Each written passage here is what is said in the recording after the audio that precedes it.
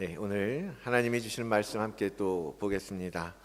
사도행전 2장입니다. 오늘은 37절에서 41절까지 보도록 하겠습니다. 37절에서 2장 37절로 41절까지의 말씀입니다.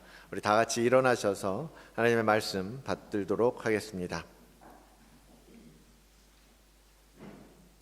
한 목소리로 읽겠습니다.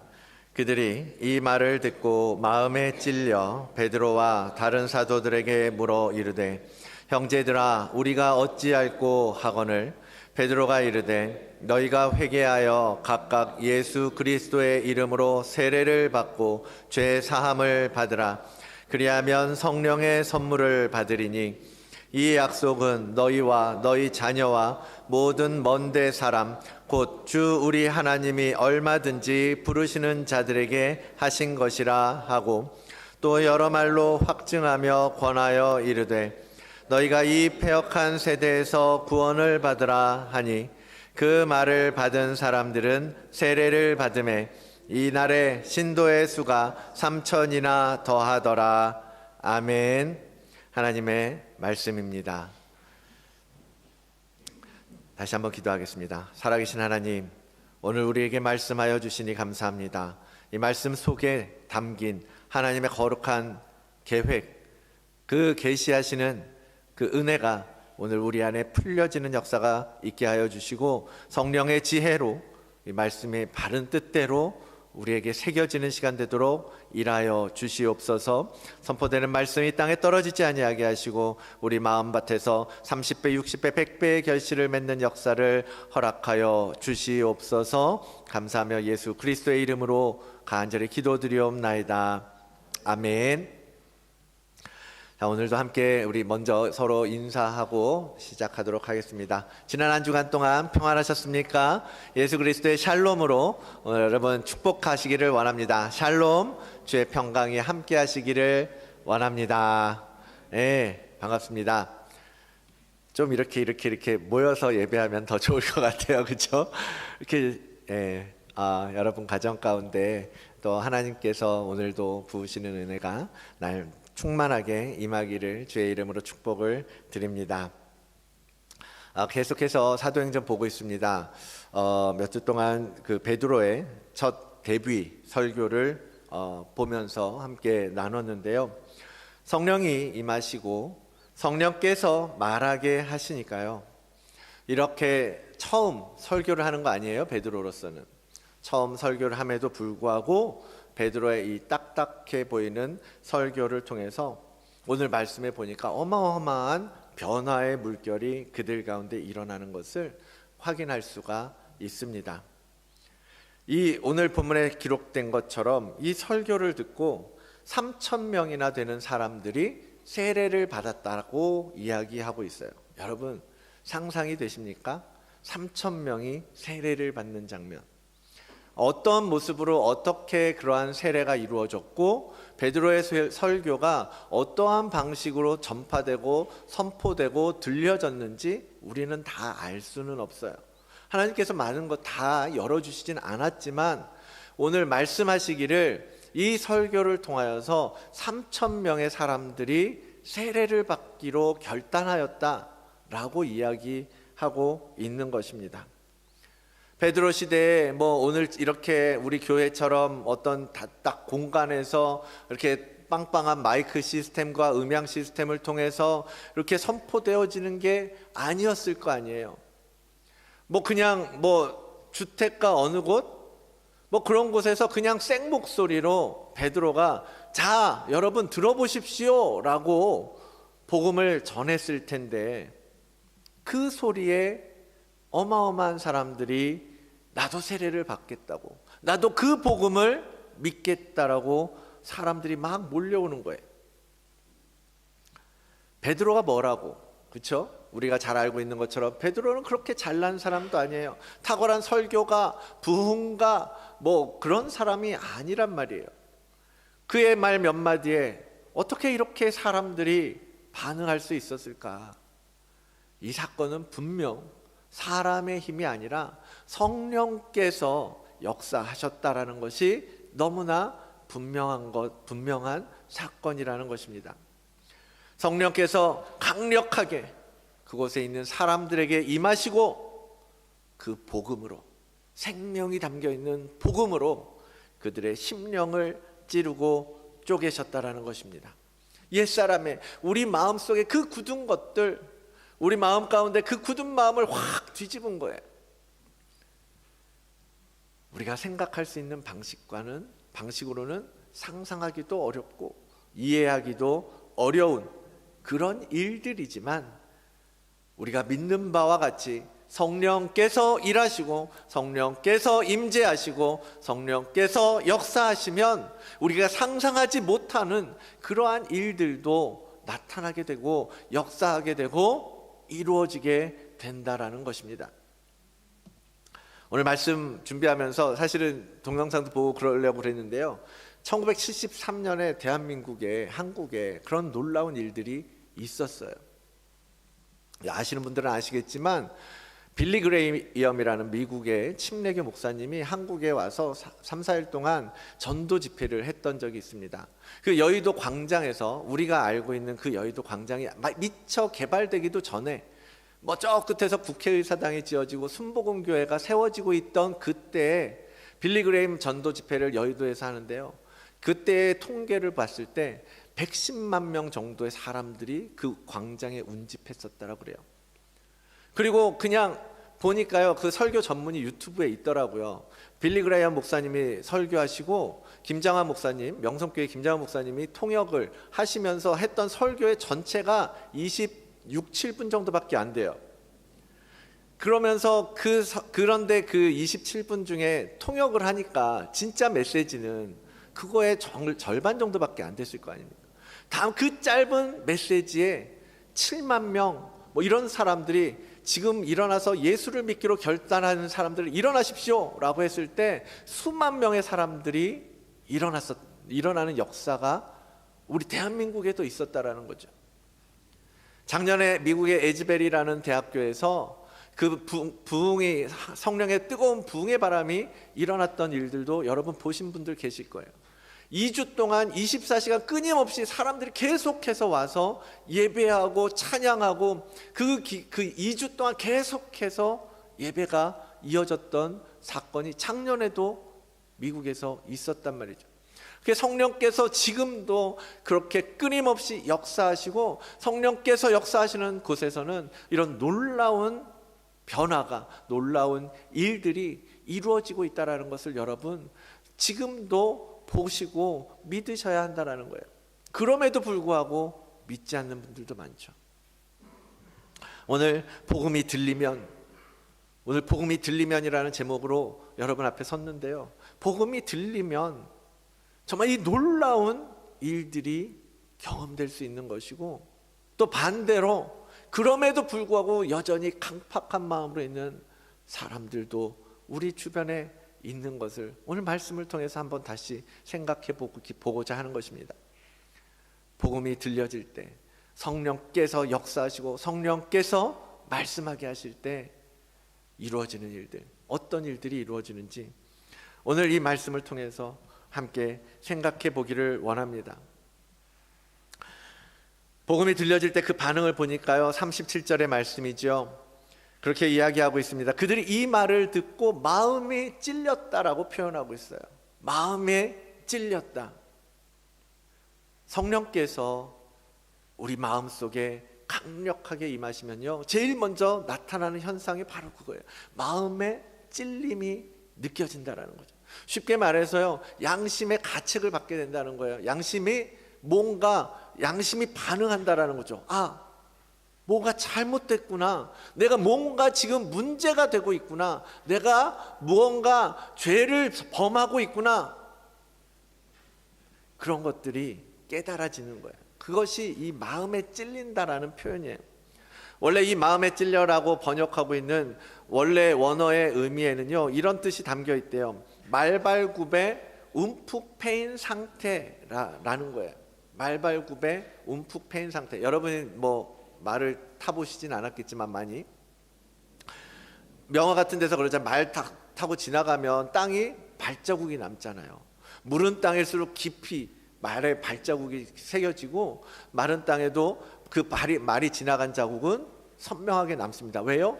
말의 무게와 그 액티브한 그것으로 인해서 땅이 움직이는 거죠. 그런 것처럼 지금 성령의 충격파가 사람들 마음에 팡 때린 거예요.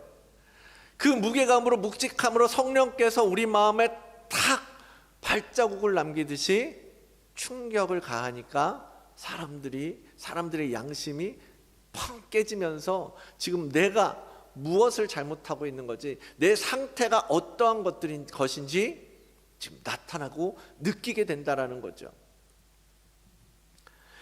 지금 베드로의 설교를 들으면서 성령께서 그들의 마음을 쾅 하고 찍으실 때 많은 사람들의 마음에 어떤 생각이 떠올랐겠습니까? 그 마음의 찔림이라는 것이 무엇에 대한 찔림이었겠어요?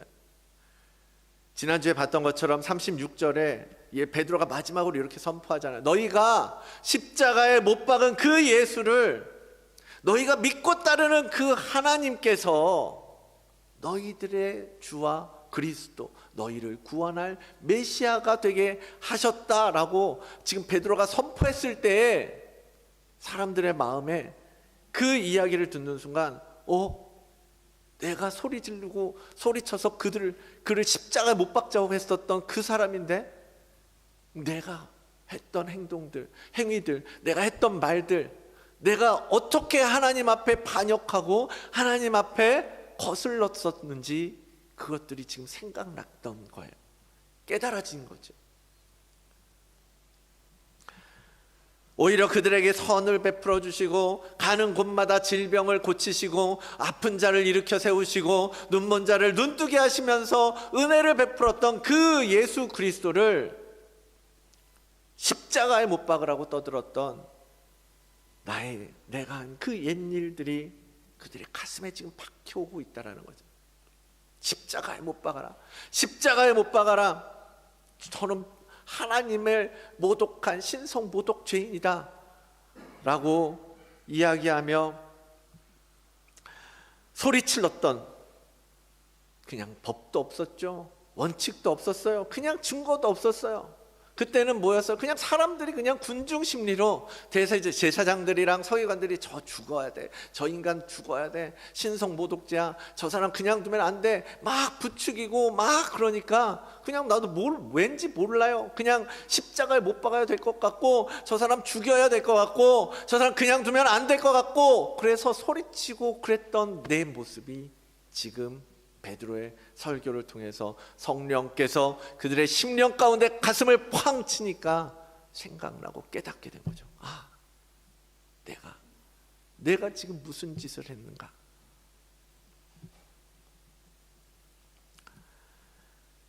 회개의 시작은 이 찔림에 반응한 데서부터 출발하는 것입니다. 찔림이 없으면요, 찔림이 느껴지지 않는다라는 건요, 여러분 죽어가는 그러한 모습인 거예요. 회개에 들어갈 수 없는 것입니다. 병자가 아픈데, 어딘가 이상한데 그것을 느끼고서 의사를 찾는 것처럼, 여러분 내가 몸이 어떻게 이상해요. 심장에 막 콕콕 찌르는 것 같고 아파요. 왜 이상하지? 왜 이러지? 그랬을 때 주변 사람들이 다 그래 이상하네, 가봐, 병원 한번 가봐, 의사 선생님 한번 만나봐봐, 막 모두가 다 병원에 가보라고. 괜찮겠지, 아니야 나 이상 없어, 괜찮아. 그것이 심장병의 전조 증상인지, 그것이 암의 초기 증상인지, 그것이 나를 죽게 하는 뇌졸중이고 그러한 것들의 전조 증상인지 알 수 없는데 그냥 나는 괜찮다라고 생각하는, 그러한 사람들은 결국 어떻게 되겠어요? 결국 어떻게 되겠어요? 찔림을 느끼지 못하는 것, 정말 여러분 각성하시고 깨어나셔야 하는 것입니다. 성령께서 여러분들의 가슴을 찌를 때 그 찔림에 반응하셔야 한다라는 것입니다. 베드로의 설교를 듣고 있던 이 유대인들도 그랬던 거예요. 마음이 찔리고 아프니까 어떻게 하지? 내가 이미 이렇게 범죄를 저지르고 하나님 앞에 죄악을 저질렀다고 한다면 난 이제 뭘 해야 되는, 어떻게 해야 되는 것인지. 그래서 지금 제자들에게 묻는 거예요. 우리가 어찌하면 좋겠냐? 내가 어떻게 해야 이 죄에서 벗어날 수 있느냐? 속죄함을 받을 수가 있느냐? 내가 어떻게 하나님 앞에서 다시 살 수 있겠냐?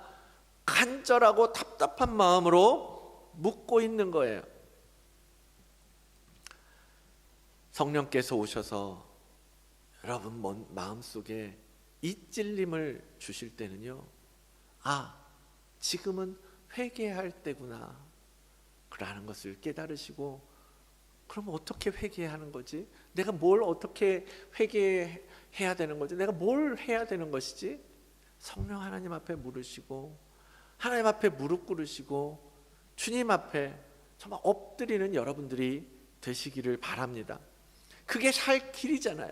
그래야 살 수 있는 거잖아요. 아픈데, 찔리는데 병원에 가고 검사 받고 그래야 살 수 있는 것처럼, 성령께서 여러분의 죄의 문제를 지금 들추시고 드러내시고 지금 끄집어내실 때, 내가 이 문제를 가지고 어떻게 해야 할지 하나님 앞에 나아가셔야 되는 것 아니겠습니까? 그 죄를 가지고 우리가 어떻게 살 수가 있겠습니까? 그 죄를 우리 안에 품고 어떻게 우리가 예수 그리스도와 함께 동행한다라고 말할 것이며, 어떻게 우리가 예수 그리스도를 믿는 자라고 말할 것이며, 내가 교회 다니고 내가 이제는 하나님의 백성입니다 라고 자신 있게 어떻게 말할 수 있냐라고요. 그 죄의 문제를 해결하기 위해서 성령 앞에 나아가야 되지 않겠습니까? 살고 싶다는 간절함이 있다면 어떻게 해야 되겠어요? 오늘 베드로가 말하는 것처럼 예수 그리스도의 이름으로 세례를 받고 죄 사함을 받아라. 세례를 받고 죄 사함의 은총을 입어야 살 수 있다라고 말하고 있는 거예요. 그 은총은 예수 그리스도께서 흘려주신 그 보혈을 통해서만 얻을 수 있습니다. 그 아들 예수의 피가 우리를 모든 죄에서 깨끗하게 하실 것이라고 성경은 말씀하고 계세요. 가르쳐주고 계십니다. 그 예수의 피로 우리가 죄사함을 입어야 한다라는 거죠. 그러므로 우리는 이 마음의 찔림이 나타날 때 회개의 자리, 곧 예수 그리스도의 보혈을 입는 자리로 나아가야 할 것입니다. 무슨 우리가 도덕적이고 어떤 그런 큰 죄가 문제가 아니에요. 정말 우리가 일상 속에서 얼마나 많은 순간 하나님을 거절하고 하나님 없이 살아가고 있습니까? 내 마음대로, 내 뜻대로, 내 의지대로, 내 고집대로 살아가는 순간들이 얼마나 많습니까? 내가 원하는 것을 선택하고 그것이 어쩔 수 없다라고 변명하면서 하나님 앞에 하나님으로부터 돌아서서 하나님을 보지 않으려고 그렇게 살아가는 시간들이 얼마나 많아요. 그 모든 것들을 회개의 자리에 들고 회개의 자리로 나아가야 한다라는 것입니다. 그렇게 그 말을 받은 사람들, 내가 이 마음의 찔림을 가지고 회개의 자리로 나아가야지. 그래서 그날 세례를 받기로 결단한 사람들이 3,000이나 더 하더라. 여러분, 이 마음에 성령께서 말씀하시고 여러분의 마음을 움직이시고 일깨우실 때에 여러분 움직이시기를 바랍니다. 회개의 자리로 나아가시기를 바랍니다. 그런데요, 여러분, 말씀드렸던 것처럼 죽은 사람들은요 어떻습니까? 죽어있는 사람들은요 아무리 찔러도 반응이 없을 거예요. 그렇죠? 아무리 흔들어 깨워도 일어나지 않아요. 아무리 그냥 총칼 들이대도 그들은 숨쉬지 않습니다. 반응하지 않아요. 그래서 우리가 회개의 때를 깨닫고 알려면요, 우리가 먼저 뭐가 필요하냐면 이 마비된 심령이요 깨어나는 게 먼저 필요한 거예요. 그래서 성령께서 오셔서 쿵 하고 두들기는 거예요. 일어나라고. 그래서 숨이 터져야 그때 되면 찌르든 흔들던 반응하고 뭔가 리액션을 할 수 있을 것 아닙니까? 죽어있는 사람은 아무 반응할 수 없잖아요. 그래서 성령께서 오시는 부분이 바로 그 부분이에요. 성령이 오셔서 우리를 거듭남의 자리로 인도해 주시기 시작합니다. 그러면 그곳에서 내 마음이 찔리고 통회하는 마음이 들어오고 내 안에 그 범죄했던 것들이 생각나고 그래서 회개하고 참회하게 되는 것이고 정결을 향하여서 나아가기 시작하게 되는 것입니다. 베드로가 말하죠. 베드로가 이르되 너희가 회개하여 각각 예수 그리스도의 이름으로 세례를 받고 죄 사함을 받으라. 이 베드로가 회개를 언급할 때는요, 이 회개 안에는 자 이제 구원이 너희 앞에 있으니 회개하고 그 구원을 잡으라라는 의미가 이 원문 속에는 표현되어 있다라는 거예요. 성령께서 너희에게 오셨으니 이제 거듭나게 하시니 나와서 회개하고 죄 사함을 받으라, 죄 씻음을 받으라 라고 말하는 뜻이다 라고 해석을 하더라고요. 그러고 보니까 예수님도 그러셨잖아요. 예수님도 주님의 메시지도 그거였잖아요. 마가복음에 보니까 이르시되 때가 찼고 하나님의 나라가 가까이 왔으니 이제 회개하고 그 복음을 믿으라 라고 주님께서도 가르쳐 주셨던 거예요. 하나님의 나라가 너희 앞에 있으니, 하나님의 나라가 너희 가운데 있으니 이제 어떡할 거냐, 그것을 믿고 회개하고 그 하나님의 나라를 취하라고 말씀하셨던 거예요. 내 앞에, 내 눈에, 내 귀에 예수의 복음이 들려지고 보여지고 그 마음을 때릴 때에 이 마비에서 깨어나라, 회개의 자리로 들어가라, 회개하고 죄 씻음을 입고 구원을 얻으라. 그것이 바로 예수 그리스도의 복음에 우리 안에서 액티브하게 살아가게 될 줄로 믿습니다. 사랑하는 성도 여러분, 여러분의 마음에 찔림을 경험한 것은 언제입니까? 여러분 언제 마지막으로 내 마음에 찔림을 경험한 적이 있으십니까? 더 이상 눈물의 회개가 나오지 않는 것은 아닙니까? 내 심장을 두근두근 뛰게 하는 복음을 지금도 여러분 품고 계십니까? 그게 아니라면 내 영이 지금 마비되고 숨쉬지 못하고 잠들어 버린 것은 아닙니까? 여러분의 영적인 감각을 깨우시기를 원합니다. 잠들어 있고 죽은 채로 있으면요, 아픈 것도 모르고 찔러도 모르고 그냥 무감각하게 살아갈 수밖에 없는 거예요. 여러분 이 땅에서 80년 100년 그렇게 무감각하게 우리의 육신은 살아서 움직이는 것 같지만 우리의 영은 죽은 채로 이 시간을 허비하고 만다면 우리에게 하나님께서 약속하신 그 영원의 시간을 우리는 천국이 아닌 그 영원한 불길 속에서 살게 될 것이라는 것을 여러분 기억하시기를 원합니다. 주님께서 그렇게 죽은 것 같은 우리들에게 오셔서 아무 감각도 없고 죄를 느끼지도 못하는 그러한 우리들에게 오셨고 성령을 통해서 그 생명의 이름 예수의 이름을 듣게 하셨습니다. 그 마음에 찔림을 주셨기 때문에 여러분 여기에 앉아 계시는 줄 믿어요. 그렇게 마음에 찔림이 있을 때 내 마음이 이렇게 굳어져 있구나, 내가 이렇게 나도 모르게 사람들을 정죄하고 하나님을 원망하고 내 마음대로 생각하면서 살아왔구나. 그렇게 굳은 마음을요 성령을 통하여서 계속해서 깨트리시고 계속해서 찌르시면서 우리를 회복의 길로, 우리를 성화의 길로 이끌어 가실 것입니다. 그러면서 회개의 제목들을 생각나게 하실 거예요. 10년 전, 20년 전, 그보다 더 옛날 일들조차도요 성령께서 생각나게 하십니다. 정말 회개하게 하십니다. 내가 하나님 없이 살 때 얼마나 남들에게 못되게 굴었었는지, 부부간에 얼마나 못할 말 할 말 가리지 않고 막 쏘아붙이면서 살았던 것들, 우리 자녀들에게 막 못살게 굴었던 것들, 못되게 했던 일들, 남들에게 정말 큰 소리치면서 욕하면서 싸우고 비난했던 일들, 그런 것들을 생각나게 하신다라는 거예요. 그렇게 생각나게 하시고 회개의 자리로 들고 가도록 도우시는 것이 성령께서 하시는 일이거든요.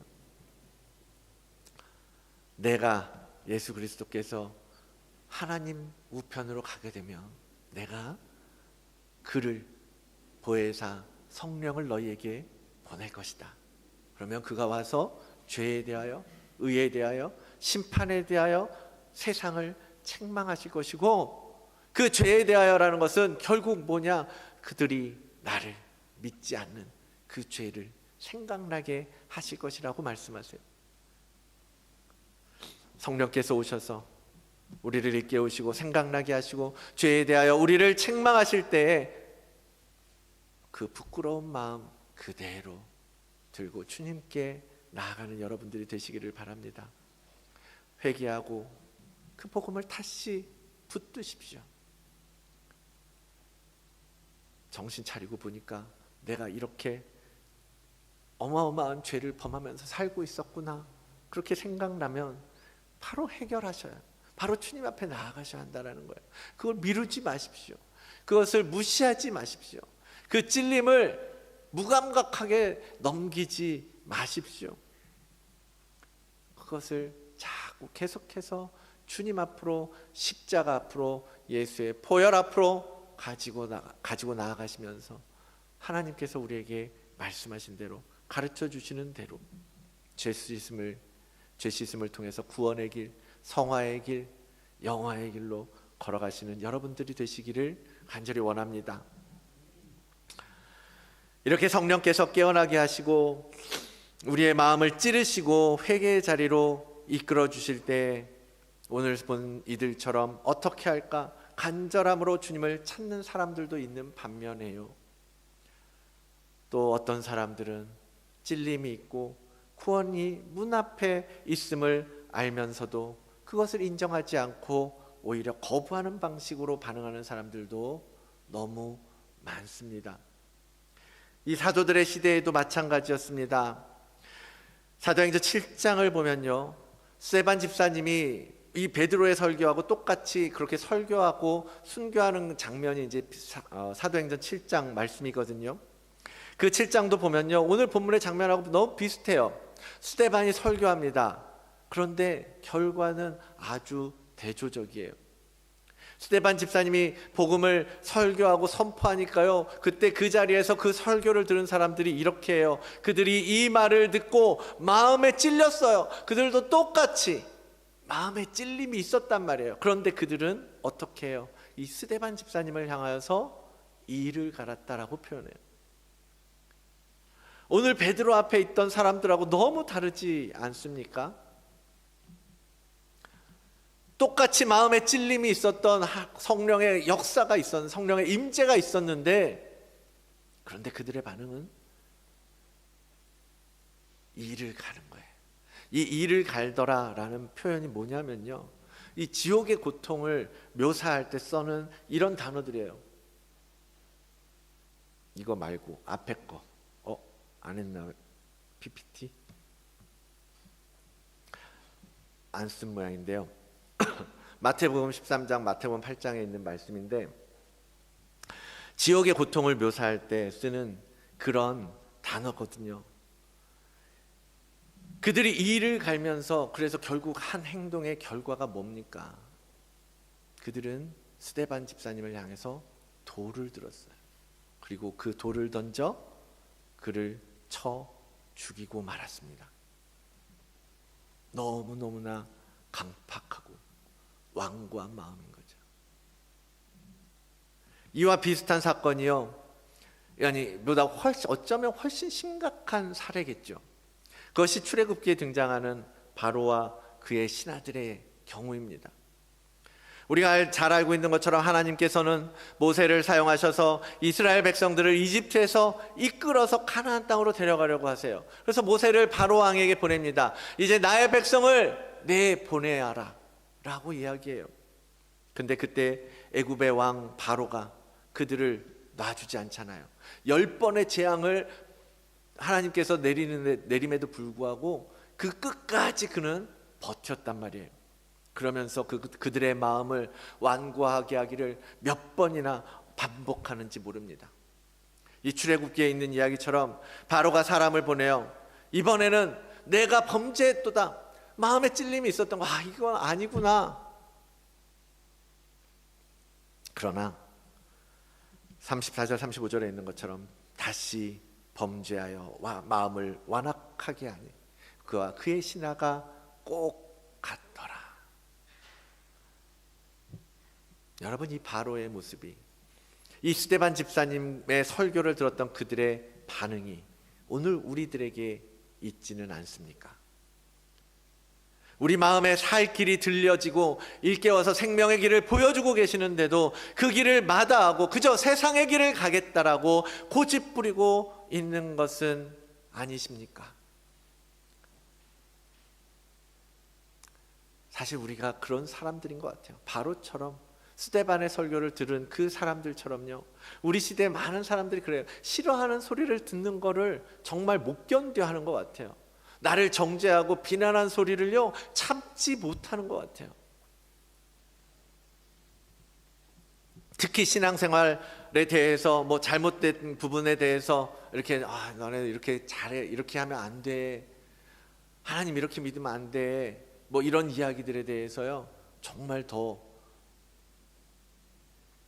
받아들이지 못하는 분들이 참 많다라는 거죠. 물론 옳지 않은 지적도 있을 수 있을 거예요. 그러나 말씀 자체를 골라 듣는 거예요. 말씀을 통해서 우리에게 깨닫게 하심에도 불구하고 그것을 거부하는 그런 사람들, 그런 삶의 태도가 내게 있지는 않은지, 여러분, 말씀을 거울 삼아서 날마다 비추어 보시기를 원합니다. 이 성령의 지적을 거부하고 듣지 않으려는 태도는요 성령을 모독하는 행위고 성령을 회방하는 행위라는 것을 여러분 기억하셔야 돼요. 또 누구든지 말로 인자를 거역하면 사하심을 얻되, 누구든지 말로 성령을 거역하면 사하심을 얻지 못할 것이라고 성경은 말씀하세요. 성령께서 여러분들에게 찔르시고 회개의 자리로 들어가라고 말씀하실 때 그것을 눈 감고 거부하고 외면하고 무시하고 사는 것이 바로 그러한 결과에 이르게 될 것이라는 거예요. 그런즉 선줄로 생각하는 자는 넘어질까 조심하라. 여러분이 잘 살고 계신다고 믿고 계십니까? 잘 살고 계시는 줄 알아요. 잘하고 계시고 열심히 신앙생활 하시고 말씀대로 살려고 노력하고 계신다는 것 저도 잘 알고 있습니다. 저도 마찬가지 그런 노력하면서 살고 있고요. 그럼에도 불구하고 우리가 얼마나 때마다 많은 실수를 하고 얼마나 많은 순간에 하나님 없이 살아가고 있을 때가 많습니까?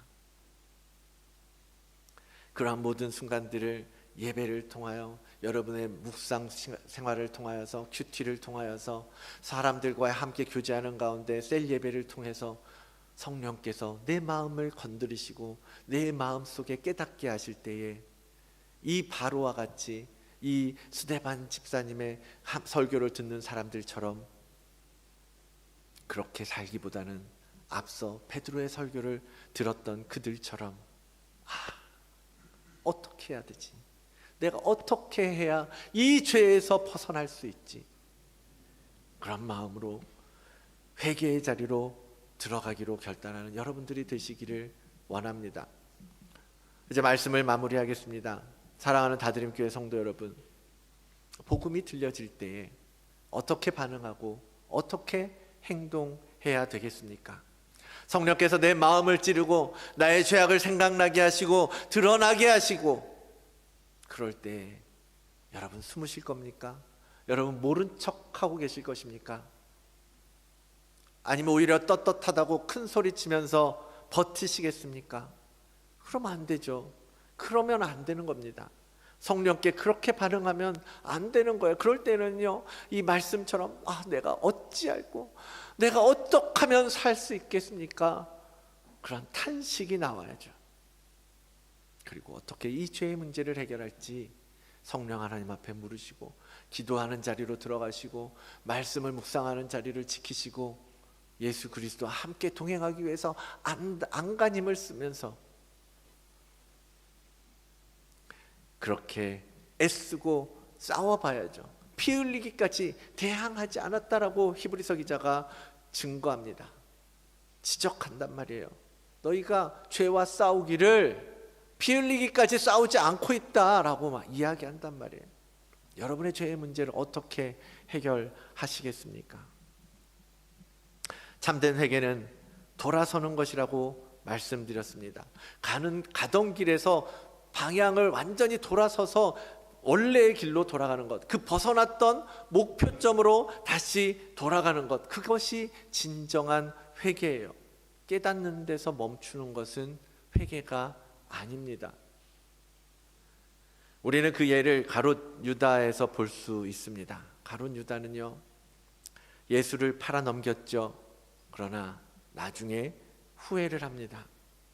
이 뉘우친다라는 말은요, 회개한다라는 말하고 달라요. 이 말은 감정적인 후회를 나타냅니다. 그래서 그는 후회했어요. 그리고 제사장들에게 가서 받았던 돈을 다 던지고 물르려고 애썼어요. 그러나 그것을 가지고 하나님 앞으로 방향을 돌이키지는 않았었다라는 거죠. 그는 그냥 그 자책하면서 자살하고 말았잖아요.